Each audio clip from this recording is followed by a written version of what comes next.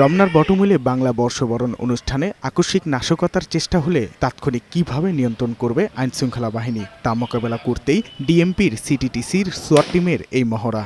শুধু তাই নয়, ঘটনাস্থলে বোমার সন্ধান পেলে তার নিয়ন্ত্রণ এবং ডগ স্কোয়াডের মহড়াও চলে। মহড়া পরিদর্শন শেষে ডিএমপি কমিশনার বলেন, বর্ষবরণের নিরাপত্তা নিয়ে শঙ্কা নেই। আনন্দ শোভাযাত্রায় কেউ মাঝপথে যোগ দিতে পারবেন না। সেখানে দিয়ে শোভাযাত্রায় যোগদান করা যাবে না।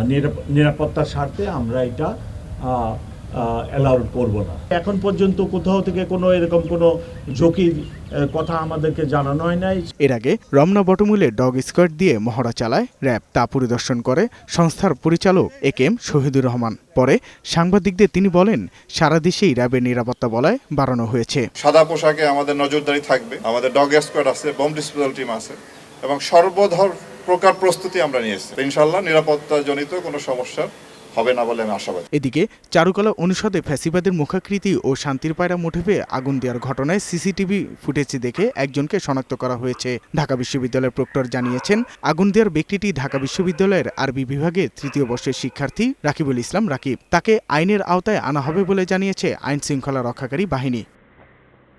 আমরা অত্যন্ত খুব নিকটে পৌঁছে গেছি এই মামলাটি ডিটেকশনের ক্ষেত্রে, এবং আমরা এও খতিয়ে দেখছি যেখানে আমাদের নিরাপত্তার দায়িত্বে যারা ছিলেন তাদের কোনো ঘাটতি ছিল কিনা সেটা অনুসন্ধান করে দেখা হচ্ছে, এবং যদি সেরকম কিছু পাওয়া যায় অবশ্যই তার বিরুদ্ধে ব্যবস্থা নেওয়া হবে। এছাড়া রমনা বটমূলে নাশকতা এড়াতে বসানো হয়েছে সিসি ক্যামেরা ও ওয়াচ টাওয়ার। সাজ্জাদুর রহমান, বৈশাখী সংবাদ, ঢাকা।